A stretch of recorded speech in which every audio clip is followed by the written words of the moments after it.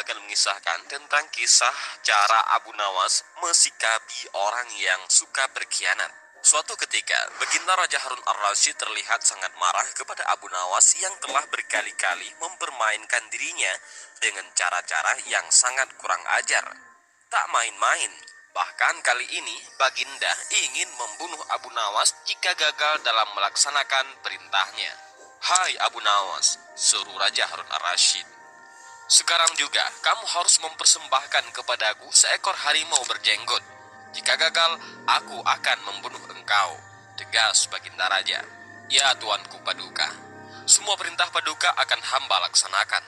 Namun untuk yang satu ini, hamba mohon waktu 8 hari, jawab Abu Nawas. Setelah percakapan itu, Abu Nawas pulang ke rumahnya. Sepertinya ia sudah menangkap gelagat bahwa kali ini Baginda Raja memang sangat marah kepadanya. Baginda rupanya sedang mencari akal agar dapat mencelakakan Abu Nawas. Jadi aku juga harus berhati-hati, pikir Abu Nawas dalam perjalanan. Setibanya di rumah, Abu Nawas memanggil 4 orang tukang kayu dan disuruh untuk membuat kandang macan. Hanya dalam 3 hari, kandang macan tersebut sudah jadi. Abu Nawas lalu berpesan kepada istrinya agar menjamu orang yang berjenggot apabila datang ke rumah. "Istriku, jika nanti engkau mendengar aku mengetuk pintu, suruh dia masuk ke dalam kandang itu," kata Abu Nawas sambil menunjuk kandang macan itu. "Baik suamiku," jawab istrinya. Ia kemudian bergegas pergi menuju musala dengan membawa sajadah. "Hai Abu Nawas, tumben salat di sini?" tanya imam dan penghulu musala itu. "Sebenarnya saya mau menceritakan hal ini kepada orang lain, tapi kalau tidak kepada tuan penghulu, kepada siapa lagi saya mengadu?" jawab Abu Nawas. "Tadi malam saya ribut dengan istri saya. Itu sebabnya saya tidak mau pulang ke rumah." Abu Nawas melanjutkan ceritanya. "Pucuk dicinta ulam pun tiba. Kubiarkan Abu Nawas tidur di sini dan aku pergi ke rumah Abu Nawas menemui istrinya. Sudah lama aku menaruh hati kepada perempuan cantik itu," pikir penghulu itu yang duduk di depan Abu Nawas. "Hai Abu Nawas, bolehkah aku menyelesaikan perselisihan dengan istrimu itu?" tanya sang penghulu. "Silakan, hamba sangat berterima kasih atas kebaikan hati tuan," jawab Abu Nawas. Tak menunggu waktu lama, penghulu itu datang pergi ke rumah Abu Nawas dengan hati berbunga-bunga dan dengan wajah berseri-seri. Setelah sampai di rumah, ia mengetuk pintu rumah Abu Nawas. Begitu pintu terbuka, ia langsung mengamit istri Abu Nawas dan diajak untuk bersanding. "Hai Adinda, apa gunanya punya suami jahat dan melarat? Lagi pula Abu Nawas hidupnya tak karuan. Lebih baik kamu jadi istriku, kamu dapat hidup senang dan tidak kekurangan sesuatu apapun," kata penghulu itu.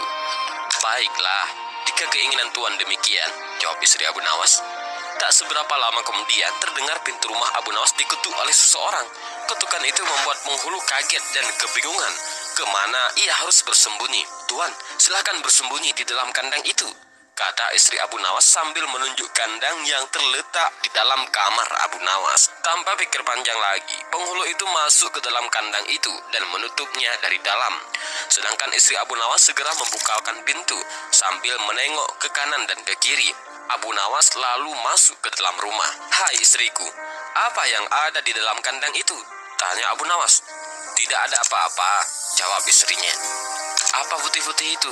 tanya Abu Nawas dengan penasaran, lalu melihat penghulu itu gemetar karena malu dan ketakutan. Setelah 8 hari, Abu Nawas memanggil 8 kuli untuk memikul kandang itu ke istana. Masyarakat Baghdad ternyata sudah geger ingin melihat harimau berjenggot, karena seumur hidupnya mereka tidak pernah melihat harimau berjenggot.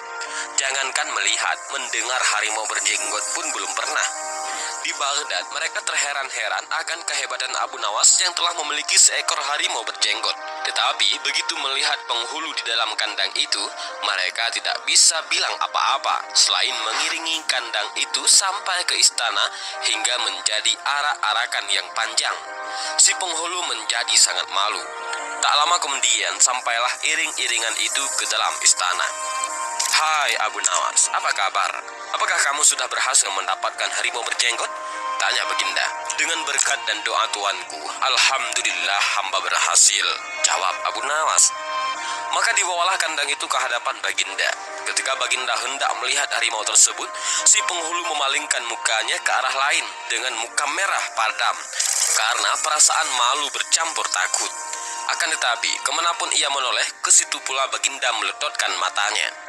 Tiba-tiba Baginda mengeleng-elengkan kepala dengan takjub, sebab menurut penglihatan beliau yang ada di dalam kandang itu adalah penghulu musalla.